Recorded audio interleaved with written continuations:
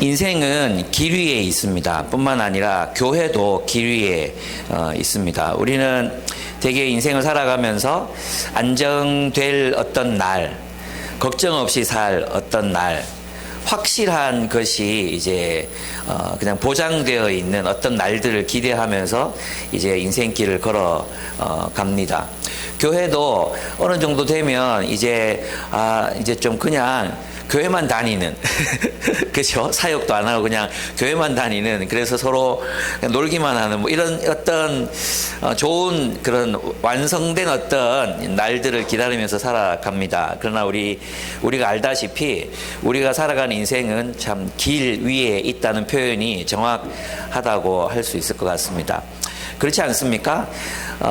우리가 살아가는 인생을 이렇게 살펴보면, 제가 이제 나는 행복하게 살기로 했다 거기도 썼지만, 우리가 다 처음 가보는 길입니다. 우리가 낯선 곳으로 가야 한다라고 제가 주장하지 않아도 우리는 이미 낯선 곳을 향해서 길을 걸어가고 있었습니다. 우리는 처음 걸음마를 배웠고, 우리는 처음 사춘기를 경험했고, 처음 여자친구를 사귀어봤고, 처음 결혼했고, 처음 늙어가고, 처음 병들고, 처음 죽습니다. 애들도 첫째를 키우면 둘째는 익숙해질 것 같지만, 또 둘째를 키울 때, 셋째를 키울 때는 또 한 번도 경험해보지 못한 것 같은 그런 느낌들을 받습니다. 제가 말씀드리고 싶은 것은 바로 인생은 그렇게 길 위에 놓여 있다는 것입니다. 우리는 계속 길을 가고 있습니다. 교회도 길 위에 존재합니다. 저는 오늘 본문을 통해서 이제 여러분이 그것을 알게 됐으면 좋겠습니다. 그러면 미완성의 어떤 우리의 길, 또 미완성일 수밖에 없는, 항상 그래서 여정일 수밖에 없는, 어딘가에 정착해서 안정된 삶을 살아가고 싶지만 우리의 인생이라는 것 자체가 그런 삶을 허락하지 않잖아요. 그렇다면 우리는 어떻게 하나님의 인도를 따라, 성령의 이끄심을 따라 살아갈 수 있을까? 어떻게 해야 우리가 성령의 도우심으로 하루하루를 살아갈 수 있을까? 그 비결을 오늘 본문을 통해서 여러분과 제가 함께 배웠으면 좋겠습니다. 우리 모든 그리스도인의 삶이 선교적이어야 한다고 생각할 때, 오늘 우리 이 사도행전 본문에 나타나 있는 사도 바울과 실라와 또 디모데와 누가가 걸었던 그 삶의 길, 그 또한 우리의 삶의 모델이 될 수 있는 거죠. 우리는 생각하잖아요. 바울이니까 그렇게 살았지, 신라니까 그렇게 살았지, 또 누가니까 그렇게 살았겠지, 초대교회니까 그렇게 살았겠지, 현대인들에게는 불가능해. 우리는 그런 이야기들을 사도행전을 보면서 이질감을 느끼면서 사도행전을 읽습니다. 그러나 이 사도행전의 사람들이나 우리나 선교적 삶을 살아야 한다는 의미에서는 같은 길을 걸어가야 하고, 미지의 길을 걸어간다는 의미에서는 이 사도들과 우리의 삶이 다르지 않다는 것입니다.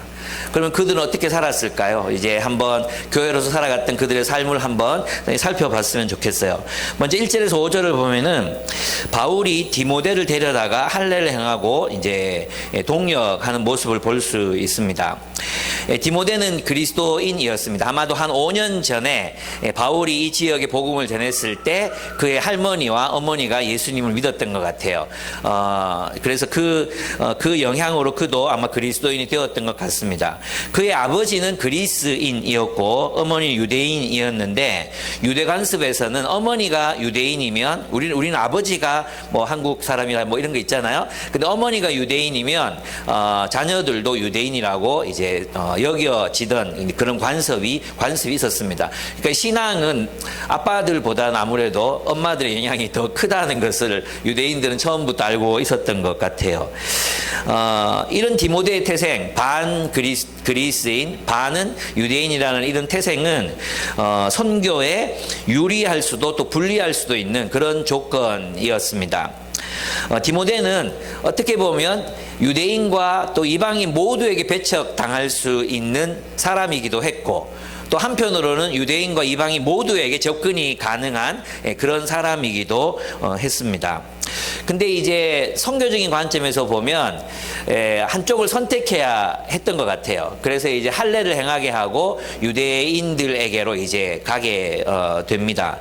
그러나 이제 보면 그리스도인들에게는 교회 안에서 본다면 이 디모데의 존재는 굉장히 유리한 그런 조건이었다고 할 수 있습니다. 왜냐하면 이제 바울이 세울 교회는 유대인들과 이방인들이 유대인들과 로마인들이 함께 교회를 이루어 살아가야 했기 때문에 어쩌면 이 디모데는 양쪽을 다 이해하고 또 양쪽을 다 품을 수 있는 그런 리더십으로 자라날 가능성이 높았던 것 같습니다. 그런데 이 디모데는 이제 본문에 보면 칭송을 받았다 했잖아요. 2절에 보시면 디모데는 루스드라와 이고니온에 있는 이 지역이 굉장히 넓거든요. 굉장히 넓은데 이때 교회가 여러 곳에 세워져 있었던 것 같고 신도들에게 호평받는 사람. 나는 번역을 왜 이렇게 했는지 모르겠어요. 신도들에게 호평받는 사람이었다. 이렇게 되어 있잖아요.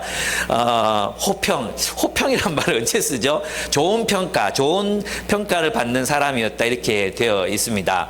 그런데 이제 헬라어 원문을 이제 찾아보면 이 단어는 증언하다, 증거하다 여기에서 나온 단어입니다. 또 증명하다 이런 데서 나온 단어예요. 그것의 수동태거든요. 그러니까 사람들은 디모데를 보면서 그의 삶이 어떤지를 눈으로 보고 확인했고 증명할 수 있었어요. 이 사람은 참된 그리스도인입니다. 이렇게 증명할 수 있는 사람. 이 디모데였다는 거예요. 근데 이 단어는 있잖아요. 다른 말도 있었거든요. 칭송받다. 이 단어는 다른 단어가 있었어요. 에파이노스라는 다른 단어가 있었거든요. 근데 칭송받다, 찬양받다, 이렇게 인기가 많았다. 이런 의미가 아니란 거예요. 이 단어는 뭐냐 하면 사람들이 눈으로 확인하고 체험했을 때 정말 그 사람은 진짜 그리스도인이다. 정말 좋은 사람이다. 삶으로. 우리 살아보면 알잖아요. 우리도 이제 같이 이제 신앙생활을 하다 보면 어떤 사람은 말로는 굉장히 거창한데 저 사람은 좀 껍데기 같아 이런 생각이 판단하면 안 되지만 쟤는 아닌 것 같다 이런 생각이 들 때가 있잖아요. 그건 증명하는 거잖아요. 그의 삶으로 증명된 신앙을 가지고 있었다 이런 의미라고 할 수 있습니다. 그렇게 사람들에게 칭찬을 받고 있는 사람이 디모데였습니다. 바울이 그를 동력자로 삼은 것은 그가 마가는 항구 하나 지나고 도망갔거든요. 그렇죠? 그래서 마가와 같은 사람이 아닌 사람을 고르려고 애를 썼겠죠. 그죠? 마가도 훌륭한 사람이었어요. 나중에 보면 마가도 굉장히 훌륭한 사람이었는데 마가를 동력자로 선택했던 그 과오를 다시 저지르고 싶지 않았겠죠. 그래서 검증된 사람 그리고 검증되었고 뿐만 아니라 사람들이 다 인정하는 그런 사람을 세우려고 했던 것 같아요. 그래서 디모데를 선택하게 됩니다. 그래서 그는 그저 인기가 많아서 찬양을 받는 사람이 아니라 증언, 즉 진실한 그리스도인이라는 증언을 듣고 있는 그런 증명된 그리스도인이라는 것이었습니다.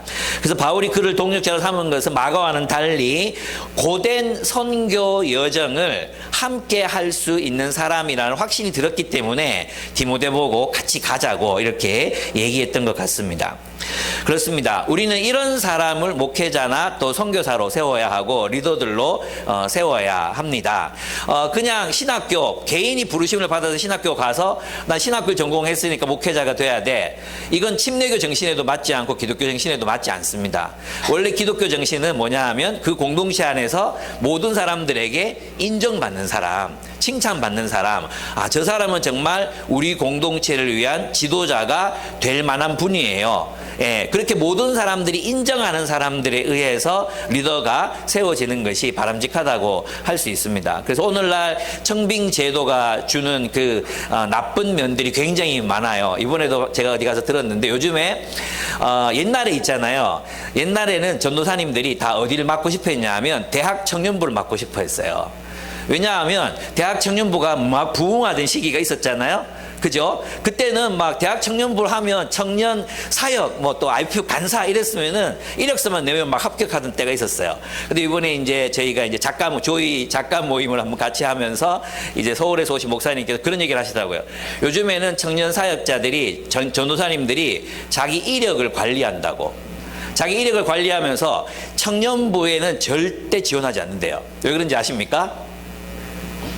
해도 줄어들 게 분명한데 그래서 자기 이력서에 어느 교회 청년부 맡아가지고 말아먹었다 이렇게 쓸 수가 없다는 거예요. 줄어들 게 분명, 아무리 열심히 애를 써도 열매가 없을 게 분명하기 때문에 청년부 다 싫어한대요. 와, 놀랍지 않습니까? 불과 10년 전과 지금이 너무너무 달라졌잖아요. 그래서 어디를 선하냐 그러니까 교구사에 간대요. 교구사에 옛날에 다 싫어했던 데거든요.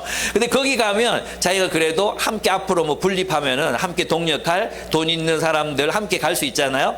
거기를 선택한다는 거예요. 이력서 한 줄 남기려고. 제가 그 얘기를 듣는데 너무 마음이 아픈 거예요. 너무 마음이 아파요. 왜 이렇게 됐지? 왜 이렇게 됐지? 큰 교회를 가려면 또 이력을 또 관리해야 되잖아요. 요즘엔 또 내가 애들도 있는데 이런 얘기를 좀 하게 되는데 정말 미안한데 어떠냐 하면 요즘에는 대형 교회 목사님 아들들이 목회를 또 해요. 그러면 서로 밀어주기. 얘 누구 목사 아들이니까 어떤 교회. 그리고 이력을 관리하는데 외국에 보내고 또 뭐 하지도 않은 선교 했다 하고 또 뭐 있잖아요. 그런 거. 그렇게 이력서 써가지고 보내는 거죠.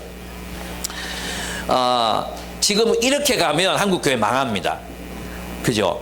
이렇게 가면 한국교회 망해요. 우리 공동체 안에서 정말 교회에서 정말 인정받을 수 있는 사람. 그래서 먼저 뭐냐 하면 신학을 했느냐 안 했느냐가 자격 요건이 아니라 그 사람이 공동체 안에서 정말 사역자로 설 만큼 인정을 받았는가, 사람들이 인정했는가, 칭찬하고 있는가, 이게 중요하다고 할 수 있습니다. 그래서 보면 캠퍼스에서 간사를 세울 때 보면 검증된 사람을 세우잖아요. 검증된 남해란 간사님이 여기 앞에 앉아 계십니다. 검증된 사람을 세우잖아요. 신학교 있다고 막 세우지 않잖아요. 그런 방식들이 침례교적인 방식이라고 할 수 있습니다. 침례교는 원래 그래서 이제 회중이 사역자를 뽑고 그 사역자가 이제 인정을 받으면 나중에 신학교를 보내거든요. 저희 교회가 하듯이 그렇게 하는 것이 옳은 것 같아요. 예.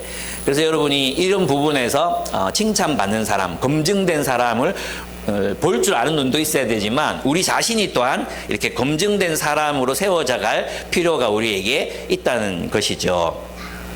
그래서 보면 이제 청년들이라기보다는 좀 어린 아이들을 만나다 보면 초등학생, 중학생, 고등학생 이렇게 만나다 보면 왜 자신을 인정해 주지 않느냐고 불평하는 사람 아이들이 들어 있습니다. 왜 나를 인정해 주지 않습니까? 왜 나를 인정해 주지 않냐고 이렇게 불평하는 사람들이 들어 있어요. 이 하나님이 쓰시는 사람들은, 그 인정받는 사람들은 사람들이 보고 알아요. 예. 사람들이 보고 알 수 있도록 여러분의 삶을 증명해야 돼요. 근데 그것 없이 있잖아요. 왜 나를 인정 안 해줘요? 이러면 안 돼. 여러분들이 살아내야 돼. 살아낸 경험들이 있어야 돼요. 그래서 사람들이 여러분을 인정한다. 너는 진짜 대단하다. 너는 그런 어려움을 이겨내고 그렇게 섰구나. 너는 정말 훌륭하다. 이런 평가들을 우리가 들을 수 있어야 된다는 거죠. 그리고 우리 유소년부 청소년 여러분 아시겠죠? 여러분의 삶으로 믿음을 증명해내라. 그래서 인정받아라. 인정해줘요. 왜 나를 인정 안 해줘요? 이러지 말고 인정을 받는 사람이 되라. 그걸 여러분들에게 말씀드리고 싶습니다. 예, 그렇죠. 그의 우리들의 신실한 믿음과 행위는 사람들에게 드러나게 되어 있습니다. 디모데가 그런 사람이었습니다. 바울은 마가 이후에 동력자를 세우는 일에 굉장히 신중을 가했을 것이고 그 사람이 바로 디모데였음을 우리는 이제 여기 이 본문을 통해서 알 수 있습니다. 근데 있잖아요. 여러분 디모데 입장에서 한번 생각해 봤습니까? 디모데 입장에 한번 돼보세요. 내가 디모데야. 근데 바울이 과학중에 있던 5년 있다가 나타나가지고는 가만히 보고 듣더니 야, 니 나랑 가자. 그리고 데리고 가서 할례를 시켜버려. 할례를. 이때 뭐 마취 뭐 기술이 있습니까? 뭐 아무것도 없는 그런 시대에 나랑 가자. 그리고 할례를 시켜. 야, 이걸 할 수 있겠습니까 이거? 나는 못할 것 같아요. 이때 디모데 나이가 한 20살 뭐 요 어간이었을 거 아니에요. 20살 안 됐을 가능성도 많거든요. 그런데 그는 이때 완전히 이제 성숙한 신앙을 가지고 있었어요. 그죠? 신앙과 나이가 상관이 있는 게 아니에요. 이런 걸 보면. 그 디모데는 바울이 아마 이렇게 얘기했겠죠. 같이 복음을 전하자. 같이 동력하자. 뭘 해야 됩니까? 라고 물었을 거예요. 그죠? 그러면 일단 여행을 많이 해야 돼.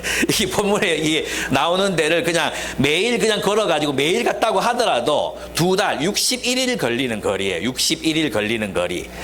61일 동안 걸어가야 돼. 61일 동안. 그냥 중간 안 쉬고 계속 걸어도 그런 거리거든요. 1000km가 넘죠 아마. 예, 그런 거리입니다. 근데 그럼 어디로 가는데요? 여러분 물을 볼까? 어디로 가는데요? 몰라? 바울도 몰라. 어디로 가는지 몰라. 어디 가가지고 성령이 가르쳐 줄 것이다. 그리고 가는 거예요. 가서 뭐 해야 될지도 몰라. 그럼 뭐 하는데요? 교회를 격려하고 뭐 그러겠지. 뭐 그러고 가는 거예요. 그리고 정말 정해진 곳 없이 가는 겁니다. 정해진 곳 없이 가는 거. 정처 없이 가는 거예요. 정처 없이. 길을 그냥 가는 거예요. 길을 가는 거. 이 상황을 생각해 보면 이거 상상하면 여러분들이 디모데라면 여러분 이거 할 수 있겠습니까? 아마 여러분 우리들 가운데 이제 20살 가까운 애들이 누구 있죠? 현은이, 자헌이, 자윤이, 명은 이런 애들 같이 가자. 어디 가는데요? 몰라. 일단 수술부터 하자. 이래 되면 정말 힘들 것 같거든요. 디모데는 그 명령에 순종하죠. 디모데가 검증된 사람이었다는 걸 우리가 알 수 있습니다. 여러분 바울의 이 제안은 디모데의 미래를 불안하게 만드는 제안이었습니다. 디모데의 미래를 안정감 있게 안전하게 만들어주는 제안이 아니라 디모데의 미래를 불안하게 흔드는 제안이었어요. 바울의 제안을 선택하면 이제 디모데의 미래는 뭐 개인적으로 그림이 있었고 로마 사회 안에서 어떤 인생을 살고 어떤 직업을 가지고 어떻게 살아갈 거라는 계획이 있었을 거 아니에요. 근데 그걸 다 포기하고 바울과 함께 떠나야 하는 것을 선택해야 됐다는 거죠. 이게 디모데의 선택이었습니다. 그렇습니다. 바울과 함께 하는 그 여정에 어떤 위험이 도사리고 있을지 알 수 없습니다. 그 여행이 얼마나 고되고 힘들지 상상하는 것만으로도 마음이 막 어려워지지 않습니까? 여행 갔다 오면 피곤하잖아요. 그죠? 예. 여기가 로마여서 괜찮았을까요? 여기 우리가 그렇게 가고 싶어하는 이태리였기 때문에 괜찮았을까요? 말도 없고 막 도보로 그냥 걸어 다녀야 되는 그런 상황. 진짜 시리아 저 오른쪽에서 터키를 가로질러야 되거든요. 우리 남한 면적의 8배 되는 그 터키를 완전히 가로질러 가지고 배를 타고 다시 마게도니아로 가야 되는 이런 여정이거든요. 진짜 험악한 여정이죠. 강도의 위험도 있고 약탈의 위험도 있고 어떤 일이 일어날지 모르는 그런 불안한 미래. 그리고 디모데가 떠날 수 있었던 것은 무엇 때문이었을까요? 하나님에 대한 신뢰. 성령 하나님에 대한 신뢰. 여러분 요한은 니고데모 이야기를 쓰면서 성령으로 난 사람은 바람과 같다고 이야기했습니다. 근데 바람과 같으면 불안할 것 같잖아요. 근데 불안하지 않아요. 오히려 이 세상에서 안정된 삶을 살려고 선택한 사람들, 이 세상에 자기의 성을 쌓고 성을 지으려고 하는 사람들이 더 불안해요. 가인을 보십시오. 가인은 불안했어요. 가인은 아벨을 죽이고 난 뒤 불안했어요. 하나님의 보증이 있었음에도 그는 자기의 성을 쌓아서 자기의 성, 에녹 성을 쌓잖아요. 그 성 안에서는 살인이 밥 먹듯이 일어나는 성이 됩니다. 그의 불안은 절대 치유되지 않습니다. 우리가 미래에 대한 어떤 불안, 이것은 확실한 직장을 가진다고 이 불안이 해소되는 게 아닙니다. 우리가 어떤 월급을 많이 받는다고 이 불안이 해소되는 게 아닙니다. 언제 우리가 병들지, 우리가 언제 어떻게 죽고 어떤 사고를 당할지 우리는 항상 불안할 수밖에 없습니다. 많으면 많을수록 그렇습니다. 잃을 게 많으면 지킬 게 많아지잖아요. 그럼 더 불안해집니다. 우리 같은 사람들 지킬 게 없기 때문에 별로 문 열어놓고 나와도 되고요. 차도 문도 잘 안 잠깁니다. 갖고 갈 게 없어요.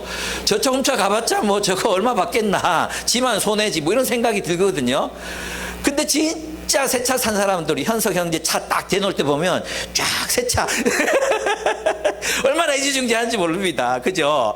그게 우리 마음이에요. 비난하는 게 아니라 그런 마음을 가진 게 있는 사람들이 이렇게 많기 때문에 더 불안하다는 거예요. 여러분, 그럼 우리 인생이 언제 안 불안해집니까? 하나님 만나야 돼요. 하나님 인도를 받아야 돼요. 성령과 더불어 살아야 돼요. 그럴 때 우리가 어디로 가든지, 여러분 여러분 사회에서 만난 힘 있는 누군가가 여러분의 인생을 지켜줄 것 같습니까? 여러분 살아봤잖아요. 그죠? 아무도 못 지켜줘요. 예. 누가 여러분 지켜줘요? 누가? 누가? 여러분의 직장이 천만의 말씀이에요. 요즘 교사들 당하는 거 한번 보십시오. 옛날 10년 전만 해도 교사 정말 좋은, 지금 요즘에는 있잖아요. 완전 똥값이잖아요. 인생은 몰라요. 인생을 알 수 없어요. 어떻게 살아도 불안한 게 인생이고 미래는 확실하지 않아요. 그럼 누구 인도를 받아야 되겠어요? 성령의 인도함을 받는 거예요. 내가 가는 길에 내가 가는 그 두려운 길에 진짜 강한 사람, 놈이라 하려 했는데 하나님이시기 때문에 못하겠는데, 예. 저희 필리핀 여행을 가잖아요. 그러면 초짜하고 같이 가면 불안하잖아요. 근데 이번에 필리핀 여행을 갔는데 이분은 필리핀 3년 살다 왔어. 걱정이 없잖아요. 어디 가면 뭐가 있는지 다 아니까. 우리 하나님, 우리 인생을 성을 쌓아도 안전하지 않고 억만근무에 돈을 쌓아두어도 안전하지 않다면 결국 뭘 해야 되겠습니까? 성령 하나님 붙들어야죠. 하나님과 함께 길을 가면 돼. 예. 우리 어차피 우리 인생이 길 위의 인생이고 길 위의 여정이라면 이 길을 가는데 제일 센 놈 하나 데리고 가면 되잖아요. 누구겠어요? 하나님이십니다. 놈이라는 말을 취소합니다. 예.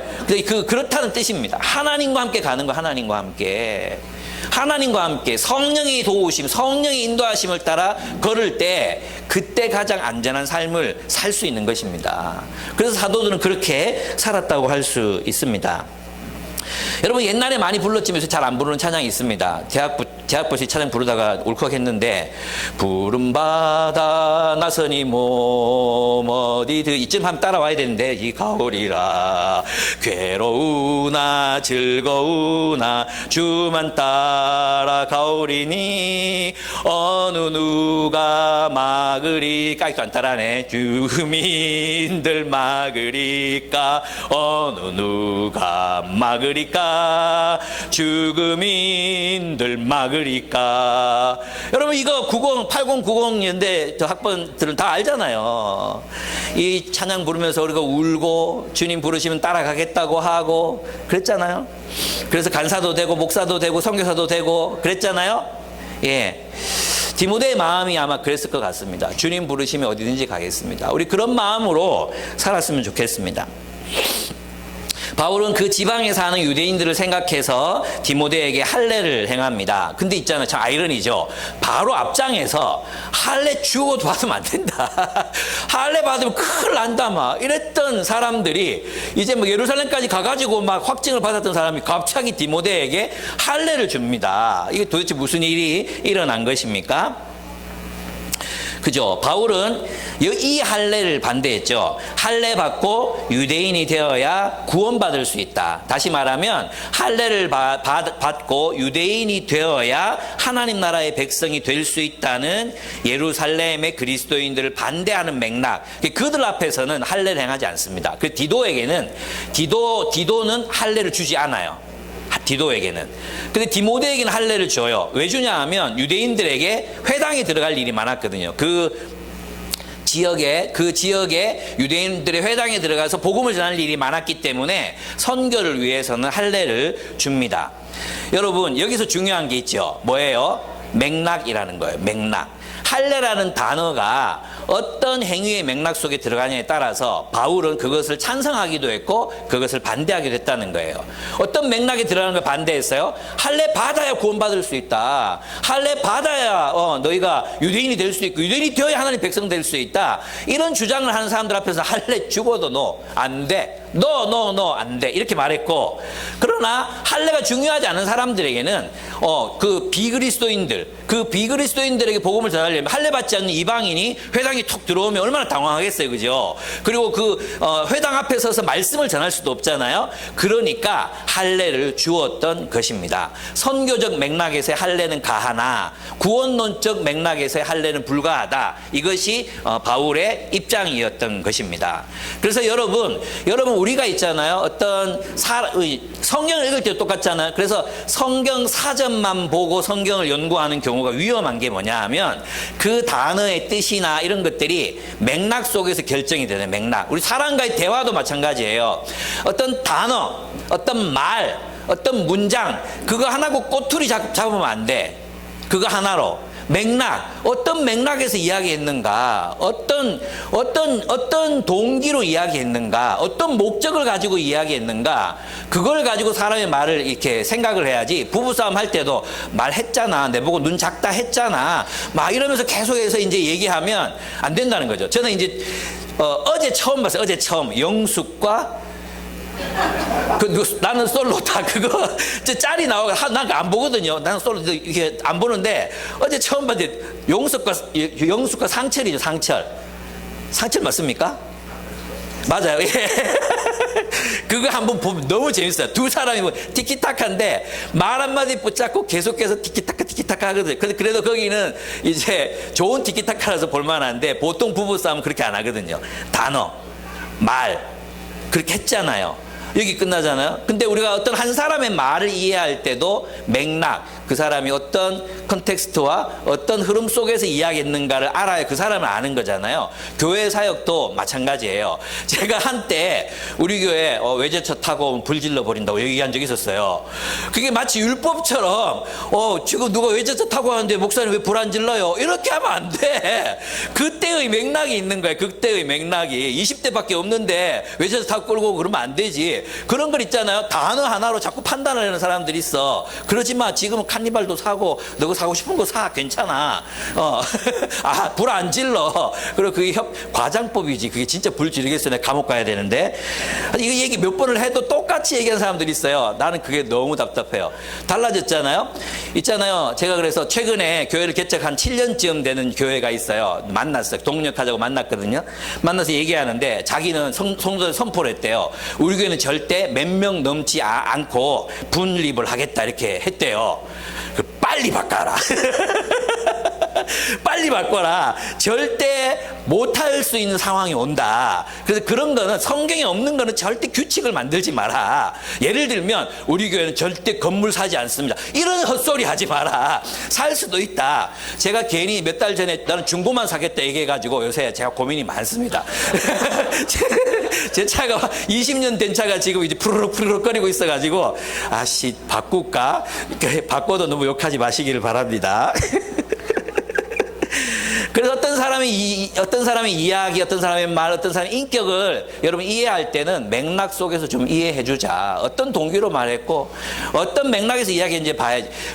말 자체, 그거 하나 꼬투리 잡고 막 우리의 인생 전체를 막 판단해버리는, 한 사람의 인생을 그냥 단죄해버리는 그런 짓 좀 하지 말자. 예.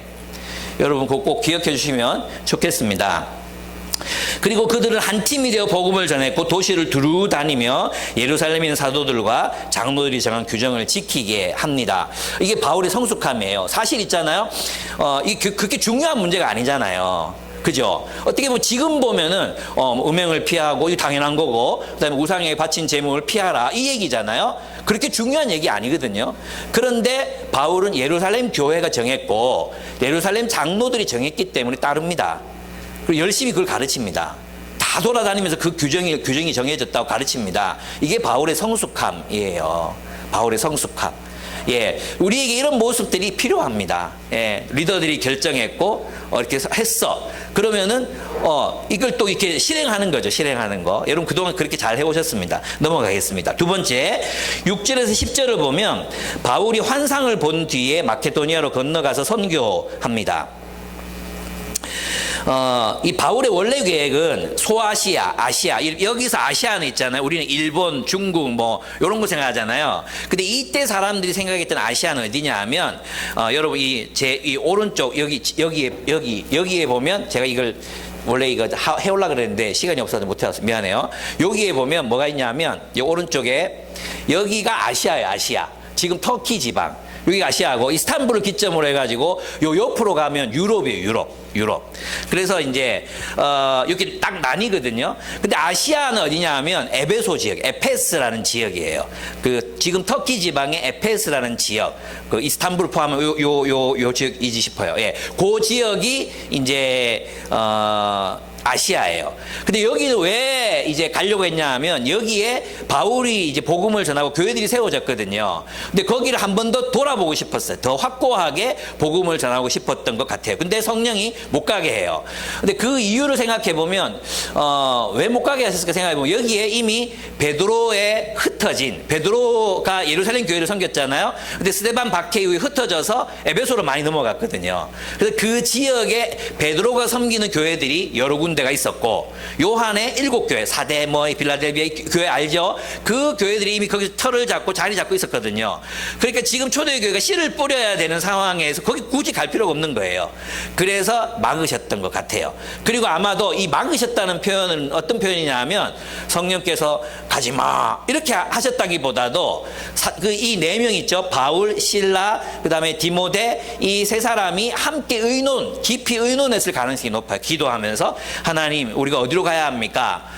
우리를 일단 안디옥을 떠나라 하셨고 그래서 떠나서 나왔습니다. 바나바는 키프로스로 갔고 또 우리 여기도 복음을 전했고 또 이렇게 하고 있는데 어디로 가야 됩니까? 물었을 거 아니에요. 그래서 아시아는 아니다. 그리고 그래서 이제 이 지역을 가로질러 가게 됩니다. 그래서 아시아로 가는 길이 막히자 그들은 부르기아와 갈라디아 지방을 거쳐가서 무시아에 이르러 비두니아로 들어가려 했으나 또 성령께서 막으십니다. 이건 여러분 지도를 찾아보시면 됩니다. 예, 이렇게 쭉 아시아로 올라와가지고 이렇게 돌아가려고 했었는데 그것도 막으시는 것입니다. 그리고 드로아에서 바울이 밤에 환상 중에 마케도니아 사람이 나타나서 간청하는 것을 봅니다. 마케도니아로 건너와서 우리를 도와주십시오. 그 환상을 보고 우리라는 단어가 여기 처음 나와요. 이제 우리. 그럼 우리에 누가 포함됐겠어요? 누가가 포함된 거. 이제 여기부터 누가가 동행했던 것을 알 수 있습니다. 우리라는 이 표현이 여기부터 나와서 끝까지 가거든요. 우리.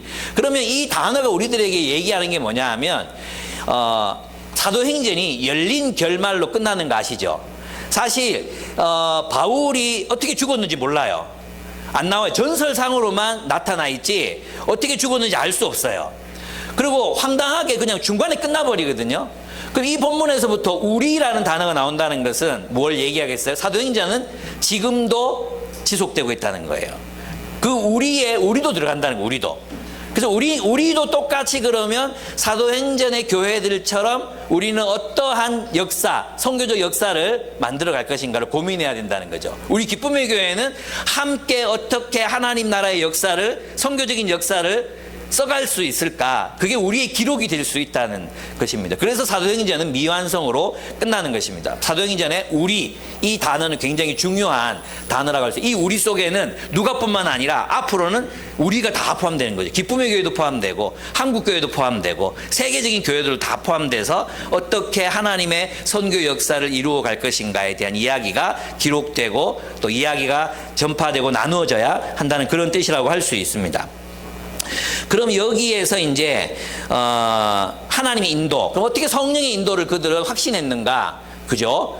분명하게 나타나 있지 않으니까 잘 모르잖아요. 그래서 이제 추론을 해본다면 이렇게 생각해 볼 수 있습니다. 첫째는 뭐냐 하면 상황이나 환경이 갈 수 없는 상태였을 수 있습니다. 상황이나 환경이 그쪽으로 갈 수 있는 길이 열리지 않았기 때문에 그것을 성령의 인도하심으로 판단했을 수 있습니다. 첫 번째. 두 번째는 바울과 실라, 디모데 중에 실라가 예언자라고 했잖아요. 그래서 누군가가 강력하게 성령의 감동을 느꼈을 것입니다. 가지 말자. 여기는 하나님께서 막으시는 것 같아요 라고 말했을 것입니다. 그리고 그것에 대해서 그들은 그 말을 그냥 들은 게 아니라 토의했어요.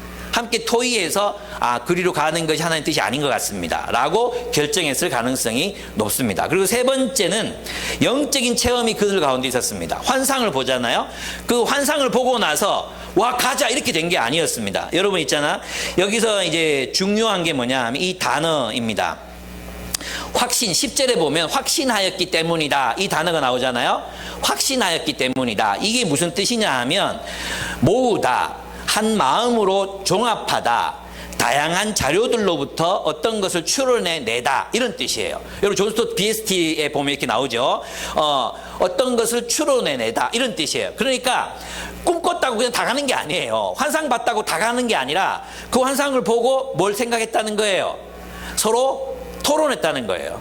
하나님 뜻이 무언가, 이 환상이 의미하는 게 뭔가 토론했고, 그래서 그 자료들을 가지고 이제 우리로 하여금 이제 아시아가 아니라 터키가 아니라 유럽으로 넘어가라고 하시는구나, 유럽으로 넘어가라고 하시는구나, 마케도니아로 가라고 하시는구나, 모두가 합의에 도달했다 이런 뜻입니다. 확신을 가졌다 이런 뜻입니다. 마치 우리가 다음 세대를 위해서 예배와 구조를 바꾸고 이렇게 가야 되겠다, 우리 모두가 확신했듯이 똑같이 그들도 확신했다는 것이죠. 그래서 상황이나 환경 그리고 성령의 감동, 이건 뭘로 알 수 있겠어요? 우리가 꾸준히 하나님의 인도를 받아야 돼요. 여러분 이건 있잖아요, 과학 중에 하나님 보여주세요 이러다고 보이는 게 아니에요. 여러분 있잖아요, 우리가 꾸준히 하나님 말씀의 인도를 받다 보면 하나님께서 어떻게 인도하시는지가 보여요. 그런데 있잖아요, 그냥 한 번도 하나님 인도 안 받다가 마치 점쟁이한테 가가지고 동쪽으로 갈까요 서쪽으로 갈까요, 이 직장을 갈까요 가지 말까요, 이렇게 한다고 보여지는 게 아니에요. 꾸준히 하나님의 인도를 받아온 사람들, 그들은 성령의 음성을 알아들을 수 있어요. 지금 어떻게 행하라고 하시는구나, 지금 머물라고 하시는구나, 떠나라고 하시는구나, 거절하라고 하시는구나 알 수 있어요. 그래서 여러분이 인생을 있잖아요, 정말 충만하게, 정말 안전하게 살아가려면 이 성령의 음성에 귀를 기울이는 법, 성령이 내게 말씀하시는, 각자 달라요 여러분. 은사가 다 다르잖아요. 다르듯이 어떤 사람들이 직접 말씀하시기도 하고, 나 같은 경우는 하나님 말씀을 연구하고 묵상할 때 깨닫게 하시기도 하고, 어떤 사람들에게는 정말 영적인 강력한 감동을 주시기도 하고, 사람마다 달라요. 그건 자신의 경험을 통해 하나님과의 관계 속에서 확인해 가야 돼요. 알 수 있어요. 모르는 게 아니에요. 우리 하나님 뜻을 알게 돼 있어요. 그래서 여러분 그렇게 경험이 쌓이면 성령의 감동이 무엇인지 깨달을 수 있다는 것이죠. 존 스토트는 이렇게 얘기합니다. 하나님의 인도는 부정적인 것만이 아니라, 즉 문을 닫는 것, 더 이상, 우리도 그렇잖아요, 더 이상 이제 이 안 되는 거 있잖아요. 문을 닫으실 때 하나님께서 어디로 가라고 하시지, 이걸 봐야 되는 거죠. 또 문이 열려, 어딘가로는 또 문이 열려, 그걸 봐야 돼. 어딘가는 문이 닫혀. 우리 요셉 산지 이제 더 이상 아기가 안 태어나잖아요. 그러면 문이 닫혔잖아요. 그러면 이제 열리는 쪽으로 가야 돼. 열리는 쪽으로. 어디로 열리고 있습니까? 여호수아 산지, 바울 산지로 열리고 있습니까? 그러니까 아기 많이 낳아라 이런 뜻을 얘기하는 게 아니라, 이제 다음 세대 청소년들 사역이 막 열리고 있잖아요. 그러면 이제 우리 그쪽으로 가야 돼. 우리 에너지가 그쪽으로 가야 되는 거죠. 예. 닫히면 열리는, 그래서 상황을 바라봐야 되고, 또 하나는 환경적인 것뿐만 아니라 합리적인 것, 즉 우리가 처한 상황에 대해 심사숙고하는 것이라고 존 스토트는 얘기했어요. 개인적인 것뿐만 아니라 공동체적인 것도 포함된다는 것을 알 수 있다고 했습니다. 여기서 저는 한 가지를 더 보태자면, 현실적인 것들뿐만 아니라 영적인 것들도 포함해야 한다. 그래서 이제 환상을 보고 누군가가 기도해서 우리에게 어떤 말을 전달해주고, 이런 것들도 우리가 다 포함해야 되는 거죠. 그렇습니다. 그리고 확신하는 것, 추론에 의해서, 토론에 의해서 결정을 내리고 가는 것, 이것이 중요합니다. 그리고 이제 하나님께서 늘 성령께서 모든 곳으로 다 가라고 하시는 게 아니에요. 그죠? 빌립보로 가는 건 누구한테 달려 있었어요? 마케도니아로 가라. 그럼 마케도니아도 여러 도시가 있단 말이에요. 그죠? 근데 빌립보를 선택하잖아요. 그건 누구의 결정이에요? 사도들의 결정이에요. 바울과 실라와 디모데와 누가의 결정이에요. 그런 공동체적인 결정을 하나님이 지지하신다. 예, 이것도 여러분 우리가 깨달아 알고 있어야 되는 부분이라고 할 수도 있습니다. 그리고 빌립보에 가서 또 자주장사 루디아를 만나잖아요. 그건 누구의 결정이었어요? 기도처를 찾자. 그것도 성령의 인도라고 볼 수 있죠. 또 한편으로는 바울의 결정이라고도 할 수 있죠.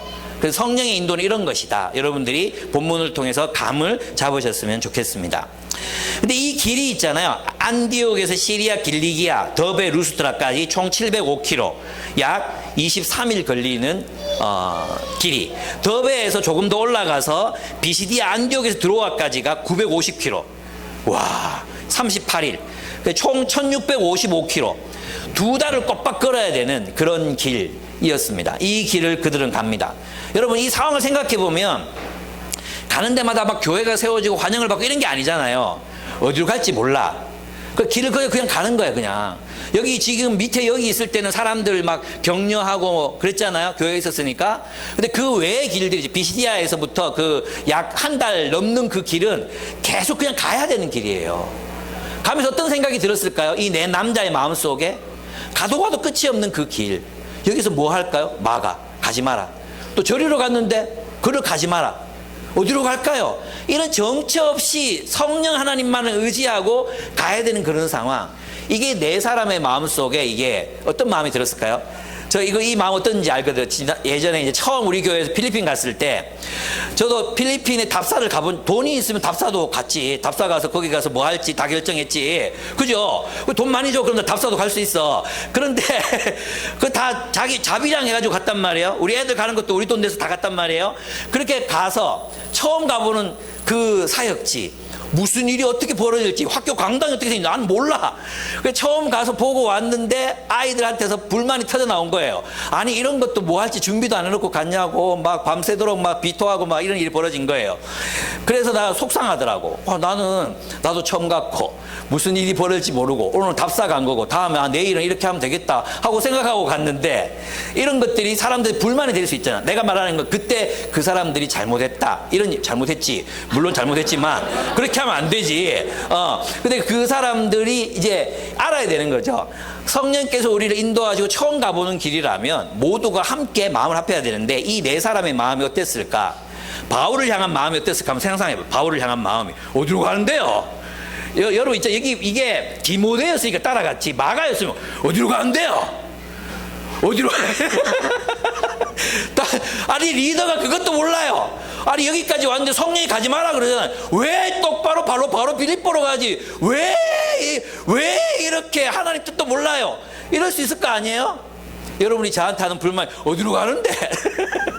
저도 몰라요.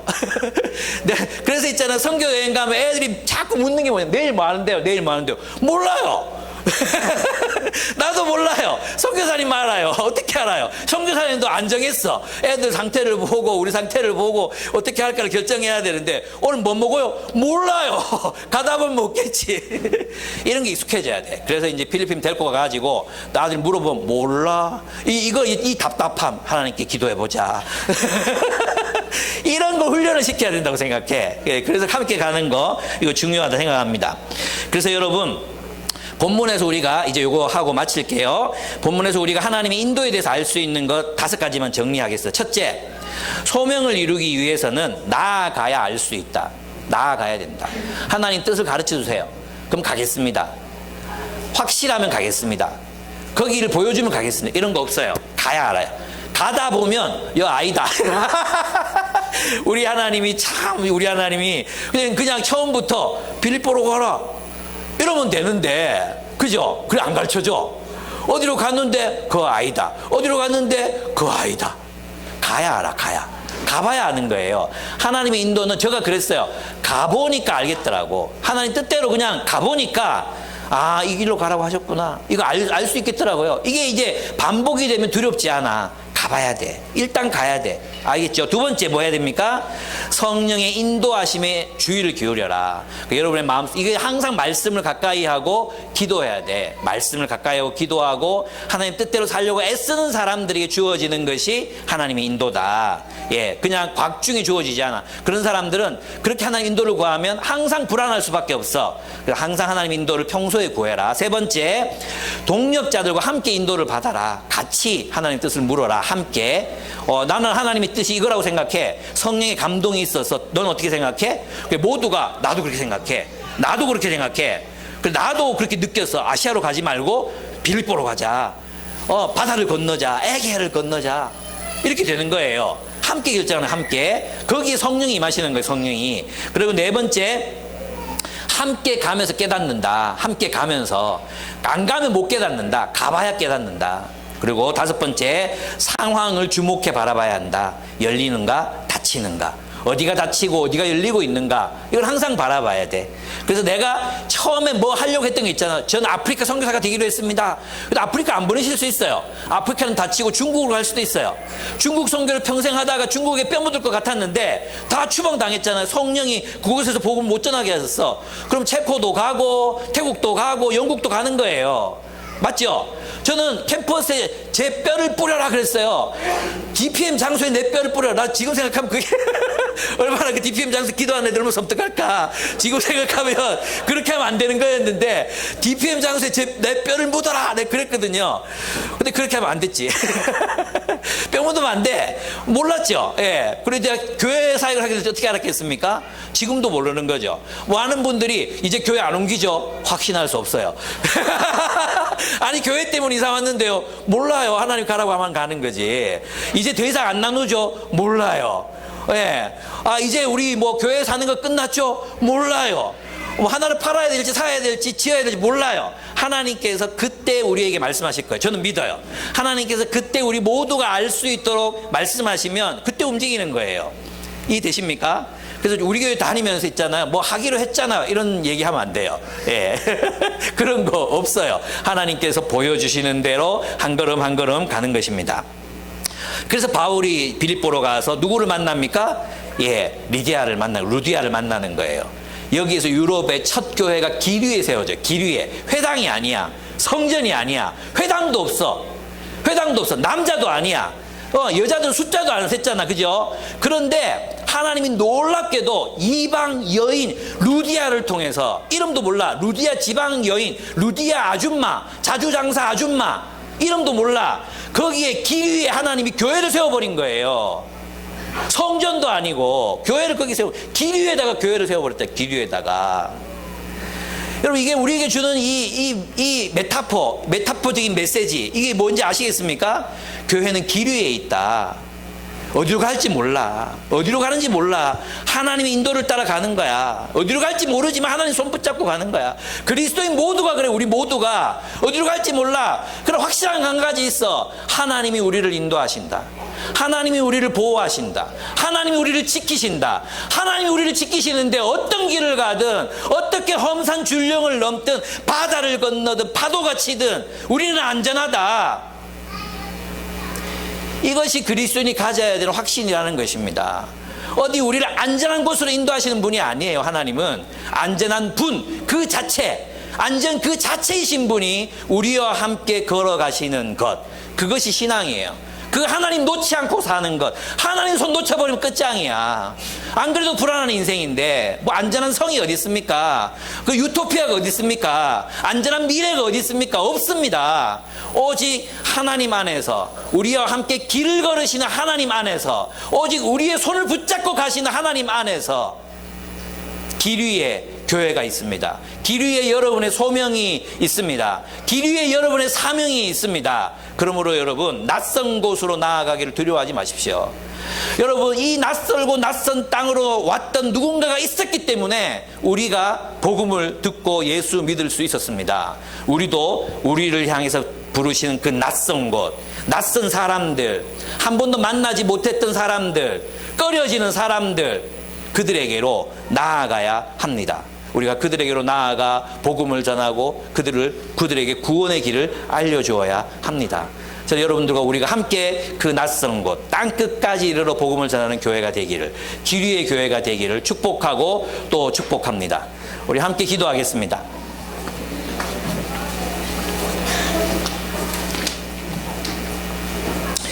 우리 회개했으면 좋겠습니다. 하나님 없이 안전하려고 했던 것, 하나님 안 데리고 가고 자꾸 내가 뭐 돈 벌어서, 내가 안전한 직장 구해서, 내가 직장 상사들 좀 잘 보여서 그렇게 안전하기로 했던, 그 다 꼼수입니다. 절대 안전하지 않습니다. 그들도 자신이 어떻게 될지 모릅니다. 어떻게 압니까? 지들도 모르는데. 우리 정말 안전한 길은 어떤 길, 내가 가는 길, 그 길에 하나님 데리고 가는 겁니다. 하나님 모시고 가는 겁니다.